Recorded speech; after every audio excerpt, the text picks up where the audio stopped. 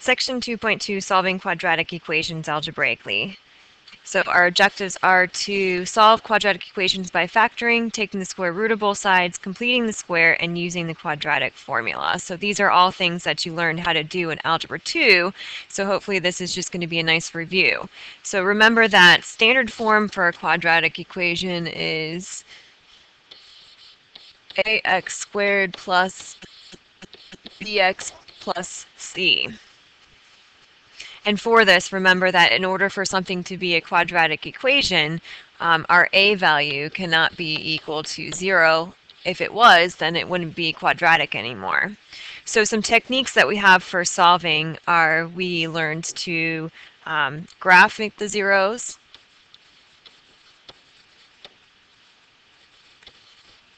So when you're graphing, you're finding the zeros of your graph. Of course, we just said quadratic formula.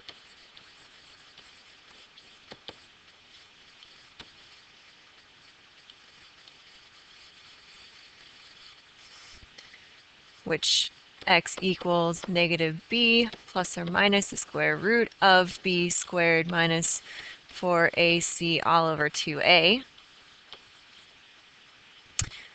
Then we've also learned if we can't do that, we can also do factoring.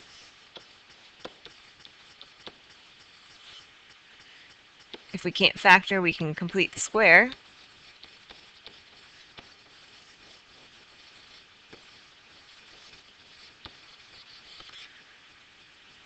And the last part, taking the square root of both sides.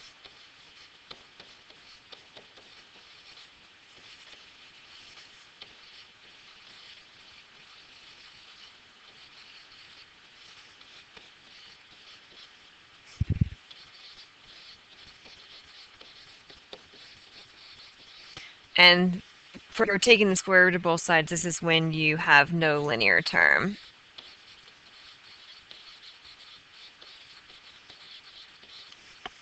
So those are all the techniques that we are going to look at for this video.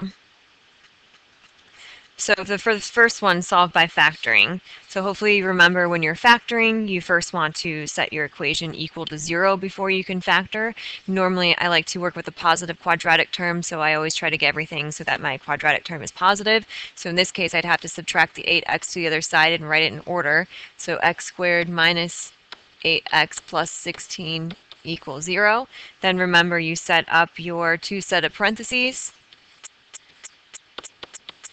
And in this case, since our first term or quadratic term is x squared, I know x squared goes here and here. And since my signs are a negative in the middle and positive in the end, that means that my signs in the middle both have to be negative, because a negative times negative gives you positive for positive 16, and then the negatives would give you the negative middle term. So then you have to ask yourself, what are factors of 16 that add up to negative 8? So minus 4 and minus 4. Oops, and I didn't mean to put an x squared there. Whoa, that's way too big. Let's try that again.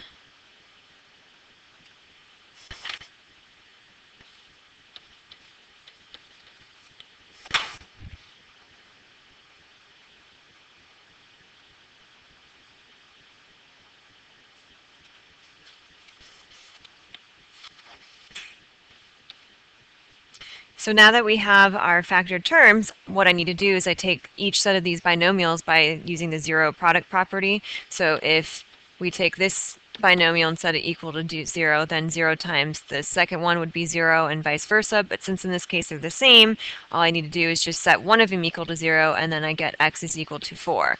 So this right here would be the solution to my equation that we solved for this quadratic.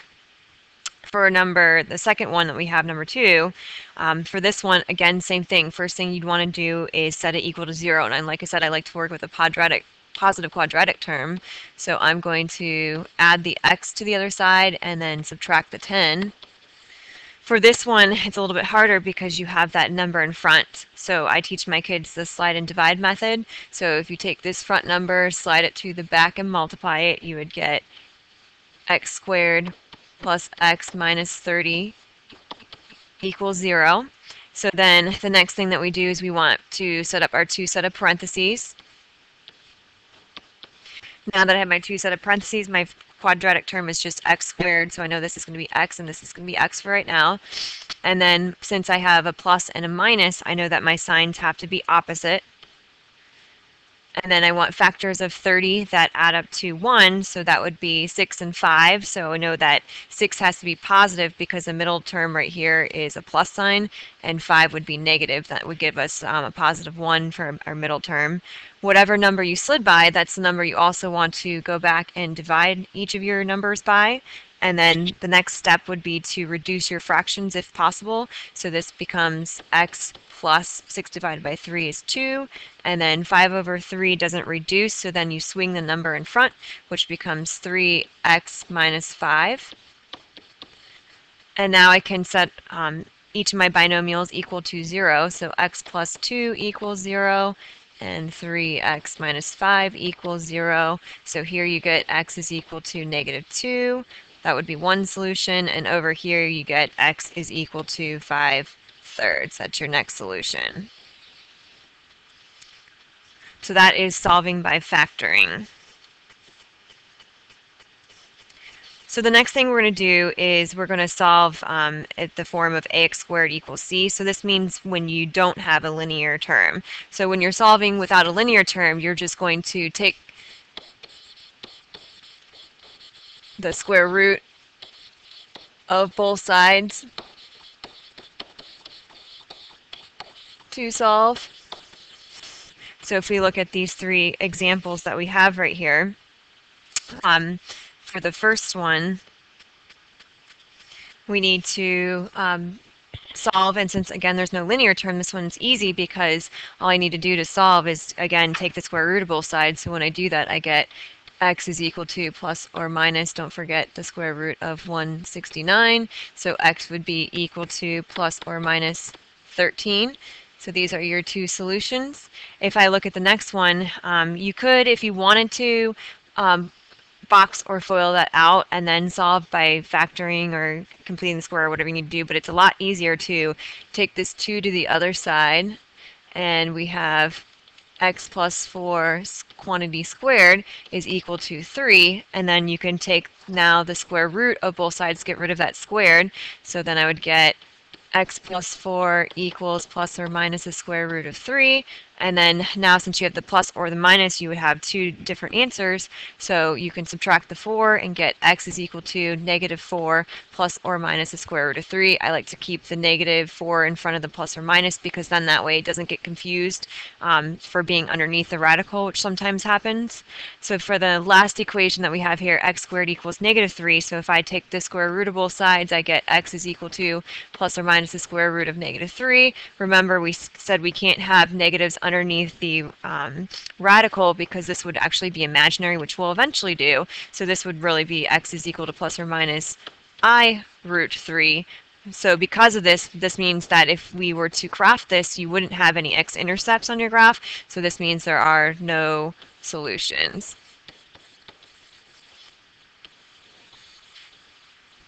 So that's solving without a linear term. The next part is solving by completing the square. So normally we solve by completing the square when you cannot factor your equation and you want to figure out what it's equal to. So I'm going to go ahead and derive completing the square just so that you can see it. So if I have ax squared plus bx plus c, for this equation, if I want to complete the square, the first thing you do is you can't have a linear or a coefficient in front of your quadratic term, so I'd have to divide everything by a.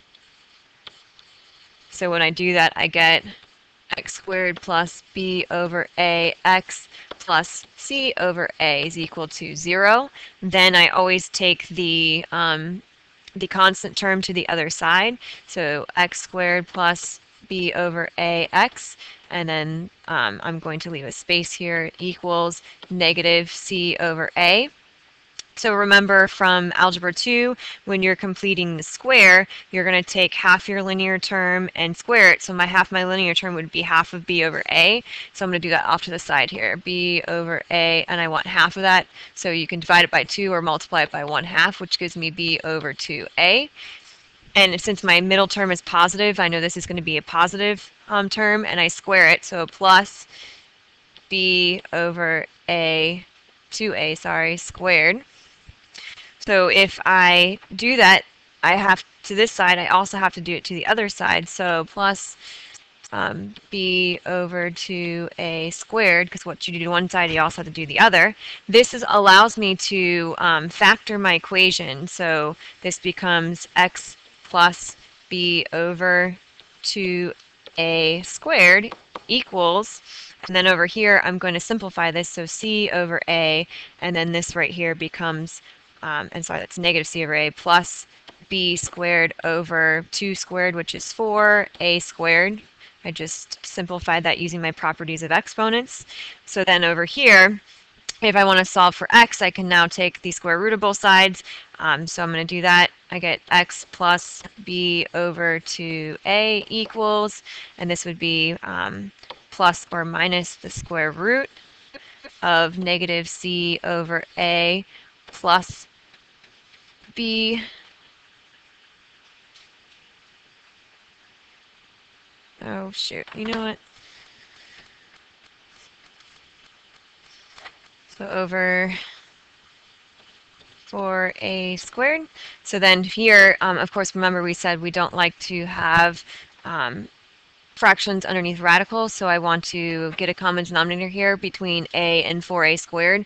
So that means I need to multiply negative c over a by a 4, and I also need another a, so I'm going to multiply this by 4a over 4a. It's hard to see that, I'm sorry.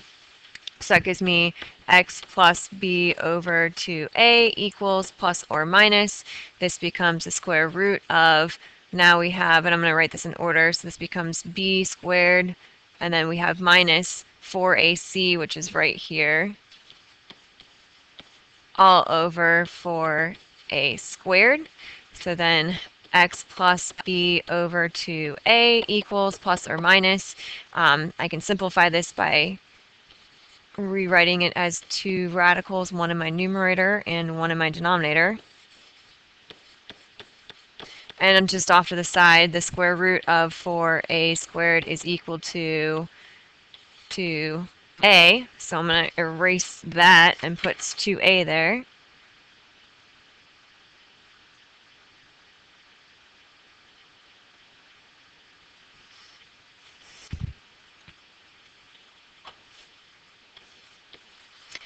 And then the last step to solve would be, we want to solve for x to get it by itself. So x is equal to negative b over 2a plus or minus the square root of b squared minus 4ac all over 2a. And notice that since these have the same denominator, we can combine it into 1. So x equals negative b plus or minus the square root of b squared minus 4ac all over 2a, and notice by completing the square we actually end up getting this right here, which is our quadratic formula.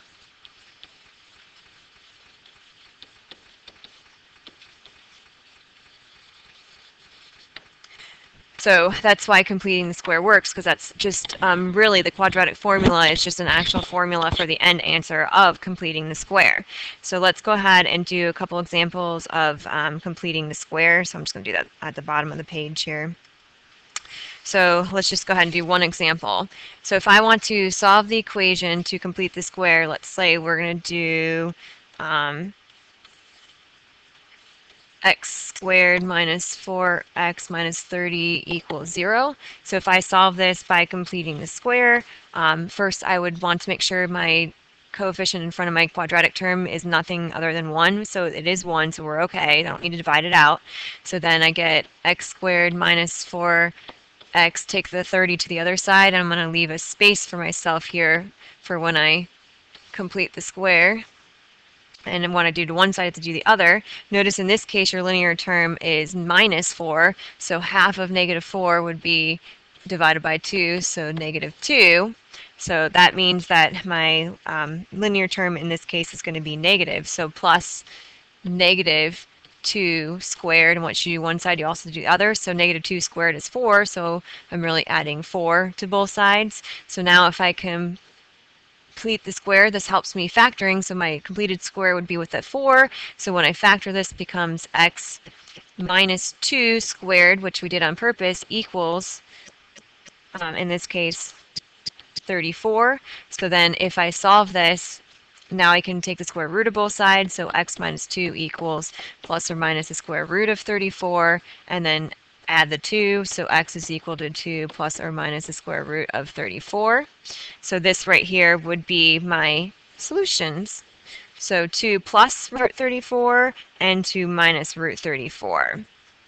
And again, the reason that I was allowed to complete the square is because right here, when we did that completing the square, this is really, if you do it off to the side, x squared minus 4x plus 4. So all I did when I completed the square was just factor it. I just didn't write those steps out. So this is really x, and this is x factors of 4 that add up to negative 4, negative 2, and negative 2. So notice that this number right here is always whatever half your linear term is, which is why that went right here, and it was negative because your middle term right here is negative.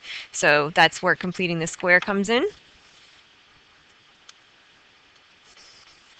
And then the next part, you can use the discriminant to determine the number of real solutions an equation has, as long as it's in the form of ax squared plus bx plus c equals 0. So the way that you do that, so remember the discriminant value is always going to be your b squared minus 4ac. It's what's underneath the radical, so I'm going to write that here. So that's what helps you to determine it. So if this value, b squared minus 4ac, is greater than 0, then you know you're going to have two real solutions. If b squared minus 4ac is less than 0, you have no real solutions. That means what's underneath your radical ends up being a negative number, so it gives you actually two imaginary solutions. And if your b squared minus 4ac is equal to 0, then when you have plus or minus underneath your radical, you'd have plus or minus 0, and the square root of 0 would be 0, so you could only have one real solution. So if we think about this on a graph, two real solutions means your graph is going through your x-axis twice. No real solutions would mean that your graph vertex is opening upwards and maybe it's above the x-axis, or it could be something like this where it's opening below, so you would have no real solutions. To get one real solution, that means you would have to have a graph that the vertex is on the x-axis, so something like this would give you one real solution, or of course it could be opening the other way. This would be one solution when the vertex hits there. And again, for two solutions, it would be when you're going through here and here. So those are the x-intercepts of your graph. The next way that we can solve the quadratic is using the quadratic formula. So that's going to be the last thing that I do. So of course, remember the quadratic formula. X equals negative b plus or minus the square root of b squared minus 4ac all over 2a.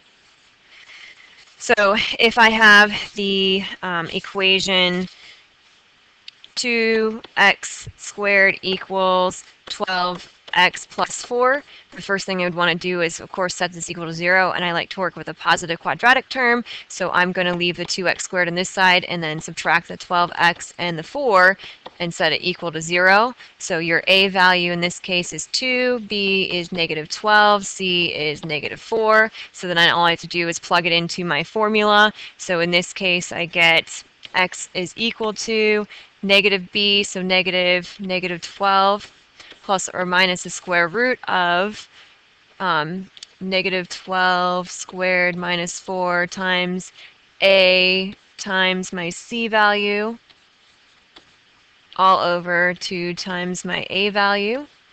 And then the next thing I would want to do is to simplify this. So when we do that, we get x is equal to negative 12 becomes positive 12 plus or minus the square root of 176 over 4. And then if I go further, because I need to simplify this, I know that x is equal to 12 plus or minus the square root of 176 is the same thing as 16 times 11. So I can take out that root 16, which is really the square root of 16 is 4. And then, of course, I can now divide the 12 by 4 and the 4 by 4, and of course you can only do that if it goes into both factors. So you get x is equal to 3 plus or minus the square root of 11. So these would be your two solutions, and I knew I would have two solutions because underneath my square root I have a positive number, so that's, again, remember, called your discriminant.